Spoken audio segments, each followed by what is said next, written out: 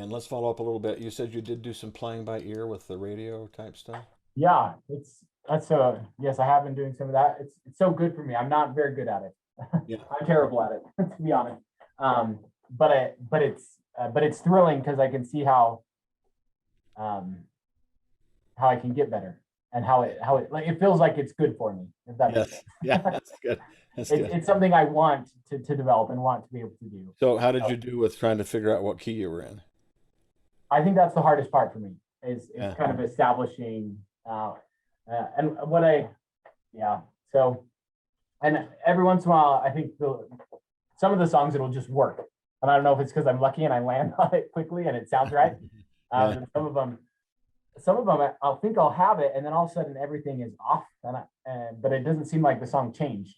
Yeah. But maybe the songs do. I don't know. Well, So maybe just your initial impression didn't bear out. yeah, yeah, which I think is what it is, and then I end Yeah. up being like a half step off. So Yeah. um, what I what seems to work best for me is if I play for a while and then I'll pause and I'll sing a note that's and kind of establish a pitch, and then I'll find that on my horn. Hmm. So I know I have at least have one pitch that's working, that's fitting, and then I'll turn it back on and Right. keep going with it. So Right. Well, good. I think the more you do that, the quicker you get, and the better it becomes. So just, I'd keep doing a little bit of that yeah, regularly. I've been trying to do it. Trying to do it. I thought, okay, every day when I get to school, I'll pull out my horn and I'll do a little bit of that. And I've been trying to do the arpeggio stuff too. Um, Yes, the chord study. yeah, the chord study, which is a workout, and it's good for me. It Yeah. reminded me, I was like, oh, I have not had my horn out as much as I wish I had recently. So Yeah. Yeah. That's good. Um, did you pick anything out to transcribe yet? I have not, but it has been on my mind that I need to. So I need to pick something out. So do that this week. Pick out something to transcribe and then begin transcribing it because I'd like you to do a transcription as one of the projects. Yep. And one of the projects, of course, is this articulation stuff for you to be able to play one of the pieces in the etudes, not the exercises, but in the etudes, and actually be able to play it with all the right feel and articulation and everything. Okay. Yeah. Yep. That might be tricky with the ranges. You know, your issue might be that you need to figure out where you jump an octave. Right. Okay, here I'm starting low, I'm jumping here, and then I'm jumping back down here, and then I'm jumping up here, and you might have to mark that in the part. But I don't care what octave you're playing stuff in. I just want to hear it. Yeah. Yeah. I can figure that out. So we'll get that as we go along. And have you? Is there anybody that you've listened to that is kind of exciting to you? You say, "Man, I would like to find out what they're doing. I'd like to transcribe that." Ooh, not any particular that sticks out to me. I've been trying to listen to a lot more jazz in the last, like this school year. Okay. So I've been listening to a lot of different, different stuff. But So I mean, it probably makes sense to use a trumpet solo, but maybe it's a trombone solo, maybe it's a saxophone solo, but uh, trumpet might be the closest to what you're dealing with. I don't know. yeah, yeah, I would imagine probably a trumpet or trombone would be. Yeah. Let's hear a little bit of that chord study. Okay.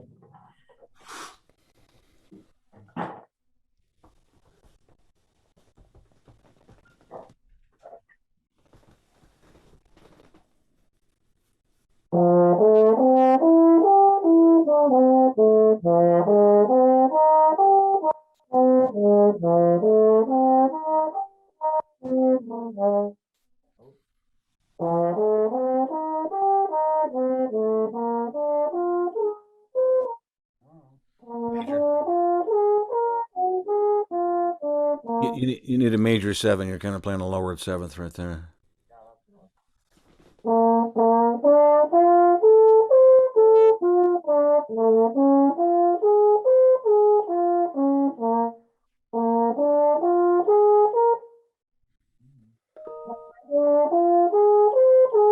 Oh, I gotta go down.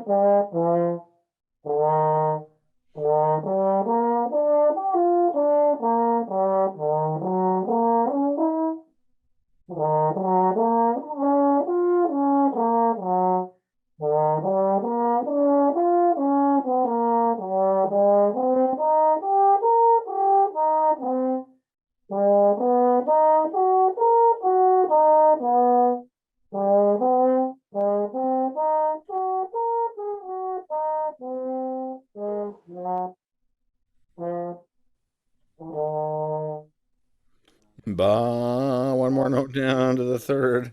Yeah. There it is. Okay, that's enough. Yeah. All right, I good. feel I like just want to oh, sorry. just want to be able to give you a little feedback on this too. Yeah. Uh, you're doing okay with it. You're doing it as quarter notes. Ba da da da da da da da. That's not all bad if you need to start there. But ultimately, I want the kids to do this as eighth notes. So Okay. do do do do do do do do do do do do do. That way, I can have them work on swing, articulation, and rhythm at the same time that we're working on the chord study. Right. Okay. Yeah, that makes sense. Yeah. And even if you keep it pretty slow, I think it'd be good to get it where you're thinking it in eighth notes. Okay. Then Yeah. you're swinging the eighth notes, and then your tonguing is going do do do do do do do do do do because you still have top notes of contours even though you're just playing chords. Right. Okay. Yeah. Okay. Yeah, I So get I'd that. move that onto an eighth note basis, and then I think you should also add some add some stuff to this now. Let's add minor with a major seven. Okay. So the first chord you're doing is 1 3 5 7 9. Second chord 1 flat 3 5 7 9. It's the same, all those same notes except for the flat three. It's a really easy one to add. And then the next one you'd flat the three and the seven after that. So you're just flatting the three, not the seven. Then you're to the flat in the three and the seven. You're looking at me like you're not sure what I'm saying. Yeah. So, Yeah, I got a little bit lost. So um, so your first chord's major. yep. 1 3 5 7 9 7 5 7 5 3. Then 1 flat 3 5 7 9. It's still a major seven and nine, but a flat three. Okay. Right. And the next Then one, we go. 1 flat 3 5 flat 7 9. Your third one would be what you've already been used to doing.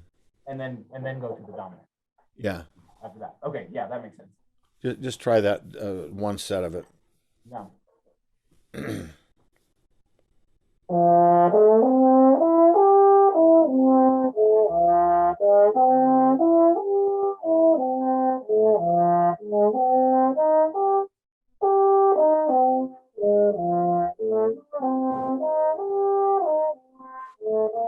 Yeah, Gotta work on my tongue there, but and I think.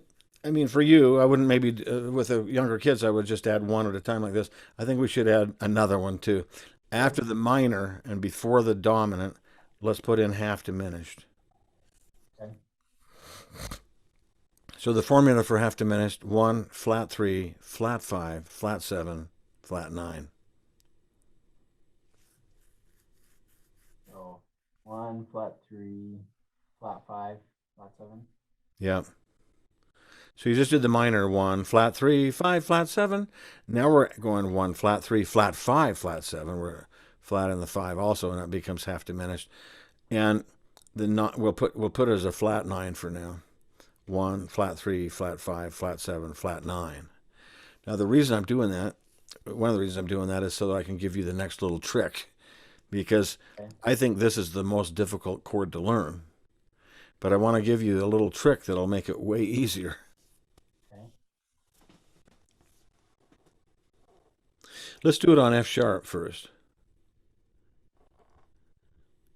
Good. So since everything's usually sharp in F sharp, almost, Right.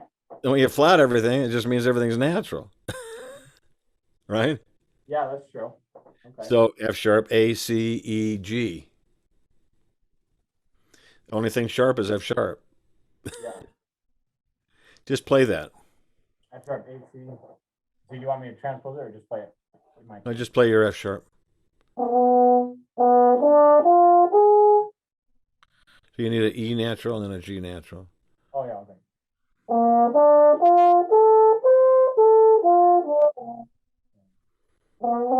Oh, I was playing F major. There we go.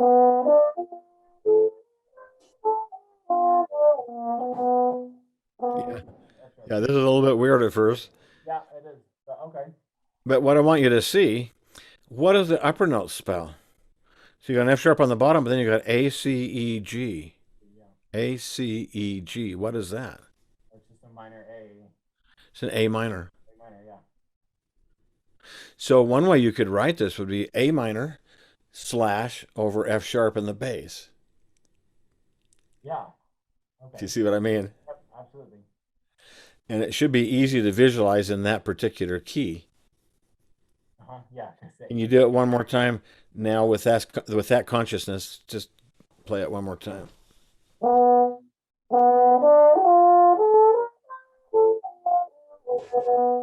Yeah. See, automatically by thinking the minor seven chord, you're getting in a half diminished chord. Yeah, it makes it way easier. And you already know minor chords. You've been doing those already in your chord study. So it isn't that terribly difficult to do this. And a lot of these are like that. If you do the one on C sharp, it's like an E minor 7 over C sharp. Everything's natural except C sharp. If you do it on B, it's like a D minor 7 over B. Everything's natural. Everything's natural. You do it on an E, then it's like a G minor 7 over E. So G, B flat, D, F over E. And you got E half diminished. Yeah, yeah, that is a good trick. So much easier than trying to think. Yeah, flat everything. And with these, it honestly isn't as helpful as it is on the ones that get hard. I mean, it's helpful here, but the ones that get hard, let me give you a couple of those examples now. Let's say that we got to play an A flat half diminished chord. Let's just spell that. So A flat, A flat, C, C flat, and double flat, E double flat, G flat, B flat. and B double flat. That's kind of gruesome to look at. Yes, it is. But what if we spelled it enharmonically? And instead of C flat, E double flat, G flat, and B double flat, let's spell it B, D, F sharp, A. Yeah. Hey, B, D, F sharp, A, that's not too hard to look at. That's a B minor 7 chord. Right. Yeah. Put that over an A flat, and you got A flat half diminished. Cool. Make sense? Yeah. And yeah. Now, what may not make sense to you is that we're very willing and free about thinking enharmonically. And having a flat and a sharp in the same Yeah. Yeah. Right. which is the way we all think things in our head anyway. We're just not usually allowed to put that on paper. Yeah. Well, what I tell my students is you can't think this way if you're on the third floor of the HVAC. Yeah. But on the second floor, you can think this way. Nobody knows and nobody cares. If you're in your English class, you have to spell things correctly. So if you're in your music theory class, spelling's a big deal. But if you're practicing, spelling is not a big deal. Getting it in your head and in your hands is what matters. Yeah. Yeah. And so we're okay if we do a lot of enharmonic thinking. So I would do that with all the hard ones. I mean, think about E flat, G flat, B double flat, D flat, F flat. Yeah. Oh, it's F sharp minor over E flat. Yeah. Way easier to think. Or like B flat. You know, you got to think B flat, D flat, F flat, A flat, C flat. Wait a minute, A double flat, and you get yourself. You know, you say, wait a minute, it's just a C sharp minor 7 over a B flat. Yeah. So that's how I would get those half diminished going. So I think you should do this: major, minor with a major 7, minor with the flat 7, half diminished, then dominant. Make your modulation to the next key. Okay. Yep, I'll do that.